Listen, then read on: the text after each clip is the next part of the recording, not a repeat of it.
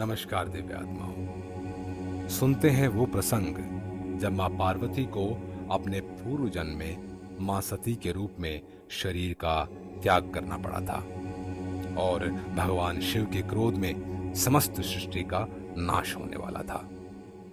माँ सती दक्ष और प्रसूति की पुत्री थी। प्रजापति दक्ष ब्रह्मा के मानस पुत्र थे और प्रसूति मनु की संतान थी। देवी भागवत के अनुसार दक्ष ने आदि शक्ति की तपस्या करके उनको पुत्री रूप में पाने की इच्छा की।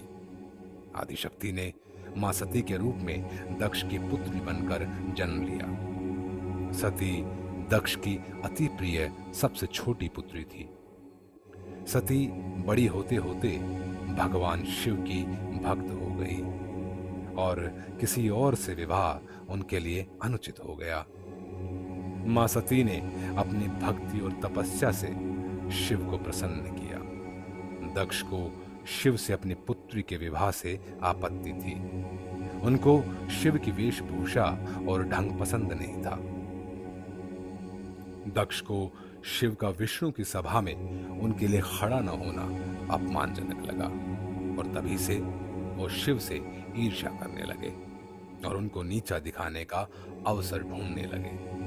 सती ने अपने पिता की इच्छा के विरुद्ध भगवान शिव से विवाह किया।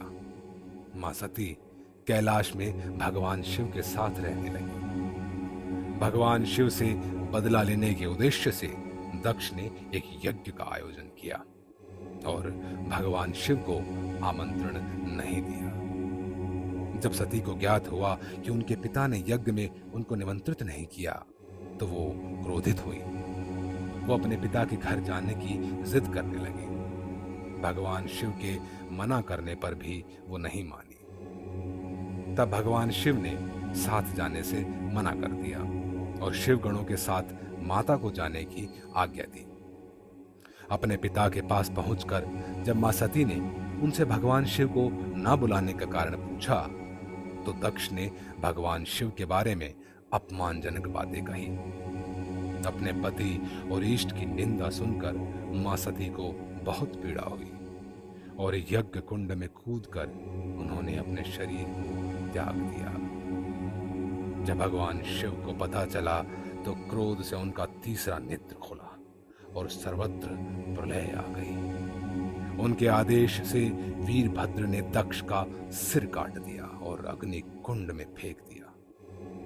भगवान शिव सती का पार्थिव शरीर उठाकर संपूर्ण भूमंडल पर घूमने लगे। उनके तांडव से प्रलय की स्थिति उत्पन्न होने लगी। ये देखकर भगवान विष्णु ने मां सती के शरीर पर अपने सुदर्शन चक्र से प्रहार किया और उनके शरीर के खंड खंड होकर धरती पर गिरते चले गए। इस प्रकार जहां भी मां के शरीर का कोई अंग अथवा आभूषण गिरा वहां एक शक्तिपीठ अस्तित्व में आया। इस प्रकार 51 शक्तिपीठों की स्थापना हुई। मां पार्वती ने हिमावन के घर में जन्म लिया और भगवान शिव को पुनः प्राप्त करने के लिए तपस्या की। माता के इन सभी शक्तिपीठों में भगवान शिव भैरव रूप में रहते हैं। जगदम्बा की कृपा सब पर बनी रहे। जय माता दी।